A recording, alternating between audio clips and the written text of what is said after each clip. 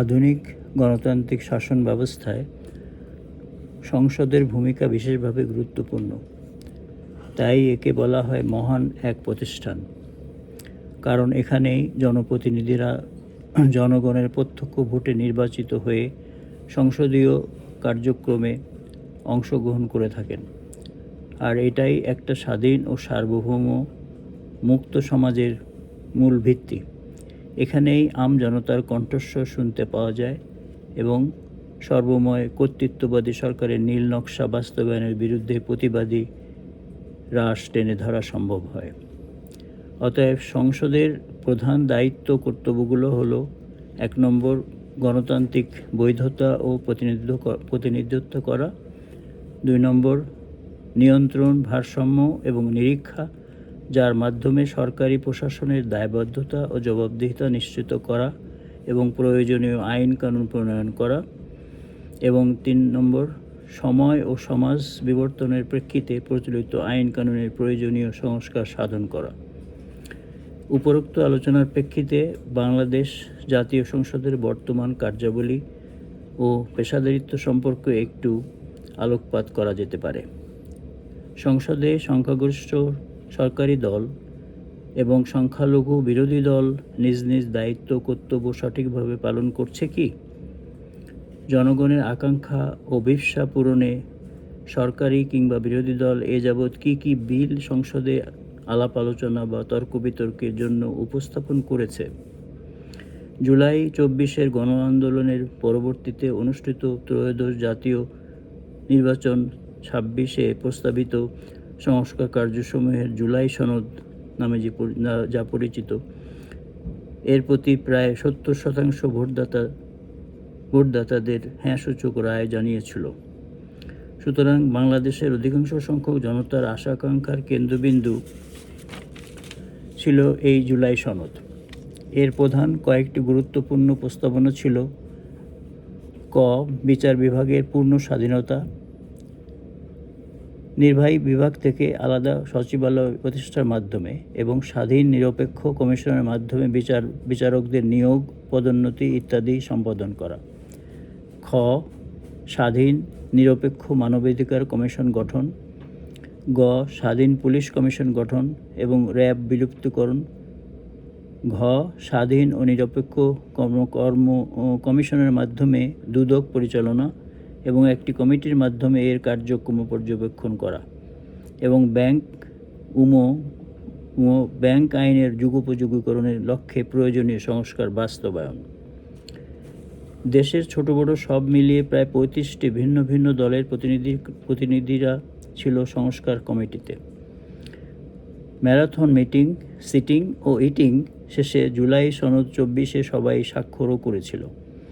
কিন্তু 12ই ফেব্রুয়ারি 26-এর নির্বাচনে বিএনপি 200-এরও বেশি সংখ্যক আসনে জয়লাভ করে সংসদের প্রথম অধিবেশনেই জনরায়ের বিপক্ষে অবস্থান নেয়।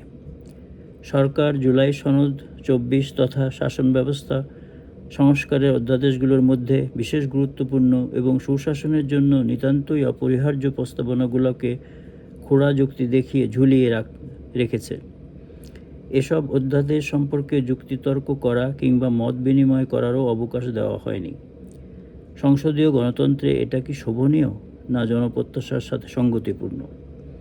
সংসদ অধিবেশনের যুক্তিতর্ক কিংবা আলাপ আলোচনাগুলোকে একটু পর্যালোচনা করে দেখুন। জন আশাকাঙ্ক্ষার কেন্দ্রস্থল যদি সত্যিকারে হয় সংসদ, তাহলে এখানে সরকারি ও বিরোধী দলীয় সাংসদদের পারস্পরিক দোষারোপ বা খিস্তি খেয়েও শুনতে পেতাম না।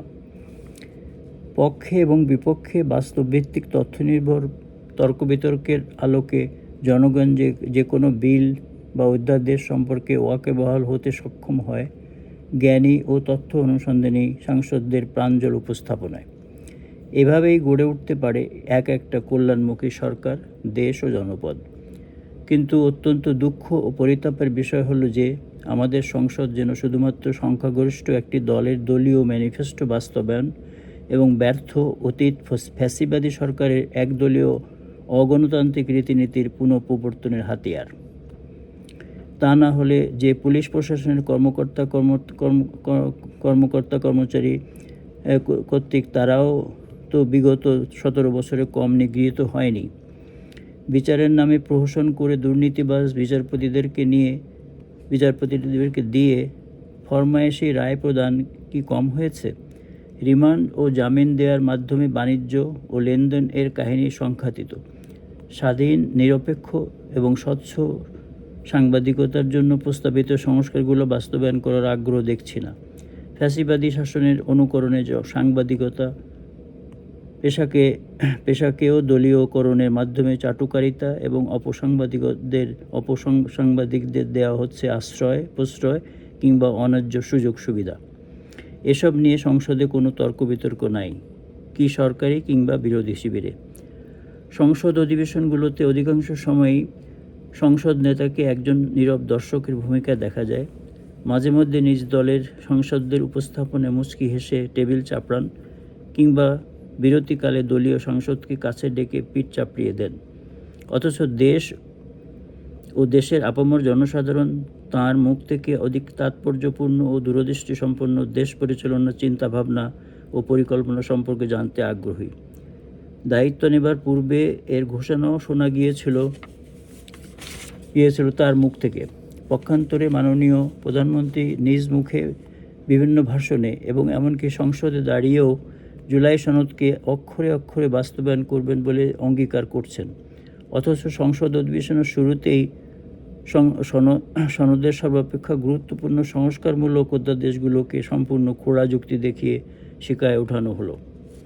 সবচাইতে ন্যাক্কারজনক মন্তব্যটি আমাদেরকে শুনতে হলো বিএনপি মহাসচিব ও স্থানীয় সরকার, পল্লী উন্নয়ন ও সমবায় মন্ত্রী বর্ষিয়ান নেতা জনাব ফখরুল ইসলাম আলমগীরের বয়ান থেকে।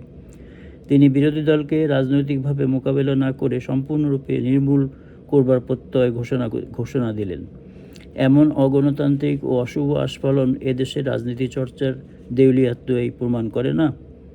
জনগণ এরূপ ঘোষণা থেকে কী বার্তা পেতে পারে? বর্তমান অবস্থা দৃষ্টি এটাই মনে হচ্ছে যে জাতীয় সংসদ আপামর জনসাধারণের আশা আকাঙ্ক্ষা বাস্তবায়নের কেন্দ্রবিন্দু না হয়ে ফ্যাসিবাদী কায়দায় দলীয় এজেন্ডাকে অগ্রাধিকার দিচ্ছে। উদাহরণস্বরূপ ফ্যামিলি কার্ড, কৃষক কার্ড, খাল খনন কার্যক্রম ইত্যাদি।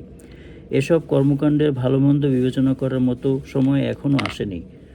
কতটুকু সফলতার সাথে এসব আর্থিক কর্মকাণ্ড বাস্তবায়িত হয় এবং দলমত নির্বিশেষে জনসাধারণের উপকারে আসে সেটাই দেখার বিষয়। সংসদের কার্যকলাপ পর্যবেক্ষণ করে একটা কথাই বারবার মনে পড়ছে, তা হলো যে আমাদের রাজনীতিবিদগণ যতই স্লোগান দিক না কেন, ব্যক্তি থেকে দল বড়, দল থেকে দেশ বড়, এই প্রাসঙ্গিক রাজনৈতিক মতাদর্শের ভিত্তিতে কোনো দলই দলীয় স্বার্থের ঊর্ধ্বে উঠতে সমর্থ হয়নি। তাছাড়া জাতীয় সংসদ নামক একটা রঙ্গমঞ্চে আমরা প্রতিনিয়ত দোষারোপের এবং খিস্তি খেউড়ের অপরাজনীতির চর্চা ও সংলাপের মহড়া দেখতে পাই। জনবান্ধব ও কল্যাণমুখী রাষ্ট্র বিনির্মাণের লক্ষ্যে কোনো গঠনমূলক প্রস্তাব নিয়ে সংসদে এ পর্যন্ত কোনো অধ্যাদেশ উপস্থাপিত হতে দেখিনি, না সরকারি সাংসদ কিংবা বিরোধী দলীয় সদস্যের কাছ থেকে। অথচ নীতি ও আইন প্রণয়ন করাই হলো সাংসদদের অন্যতম প্রধান দায়িত্ব, কর্তব্য। অন্যথায় জাতীয় সংসদ হয়ে উঠতে পারে গরিবের হাতিপোষার মতোই একটা অসহনীয় অর্থনৈতিক বোঝাস্বরূপ। আমাদের জাতীয় সংসদ নামক রঙ্গমঞ্চের ক্লাউন বা জোকার হলো অ্যাডভোকেট ফজলুর রহমান। বিবেকের অভিনয়ে দেখা যাচ্ছে সালাউদ্দিন আহমেদকে, আর সরকারের ঢাকঢোল বাজানোর দায়িত্বে আছে গিরগিটি রাজনীতিবিদ আন্দালিব রহমান পার্থ। সব মিলিয়ে 16 কলা পূর্ণ আর কি। দেশের স্বার্থে এবং জনগণের আকাঙ্ক্ষা বাস্তবায়নে আল্লাহ তাআলা সবার মন ও মগজে নতুন করে চিন্তাভাবনা করার ইচ্ছা জাগ্রত করুক, এটাই কাম্য।